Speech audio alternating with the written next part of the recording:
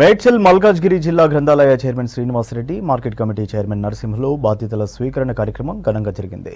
ప్రభుత్వ whip Patnam Mahender Reddy, Medchal Congress incharge Thotakura Vajresh Yadav ఈ కార్యక్రమంలో పాల్గొన్నారు. గ్రంథాలయాలను ఆధునీకరించి విద్యార్థులు, నిరుద్యోగులకు అందుబాటులోకి తెస్తామన్నారు శ్రీనివాసరెడ్డి. రైతుల అభివృద్ధి కోసం పనిచేస్తానని తెలిపారు నరసింహులు. సీఎం రేవంత్ వ్యవసాయ రంగ అభివృద్ధికి అన్ని విధాలుగా కృషి చేస్తున్నారని చెప్పారు నేతలు. నాకు రేవంత్ అన్న నా పైన నమ్మకంతో ఈ పదవిని ఇవ్వడము ఎంతో ఆనందంగా ఉంది.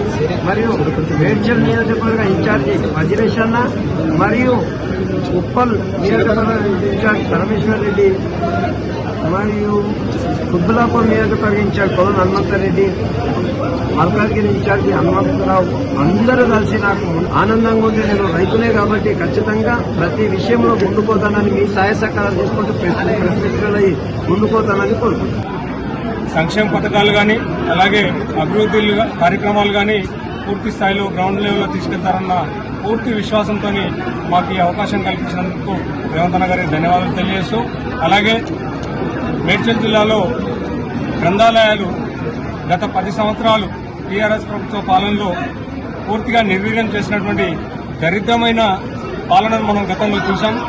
పూర్తి స్థాయిలో కష్టపడినటువంటి నాయకులకు, కార్యకర్తలకు కూడా అన్ని అవకాశాలు ప్రభుత్వంలో కానీ పార్టీలో కానీ అన్ని అవకాశాలు ఇచ్చే విధంగా ఆయన నిర్ణయాలు తీసుకుంటున్నాడు. కాబట్టి రాబో రోజుల్లో టీఆర్ఎస్ పార్టీ కానీ అలాగే భారతీయ జనతా పార్టీ కానీ తెలంగాణలో పూర్తిగా నిర్వీర్యమయ్యే పరిస్థితులను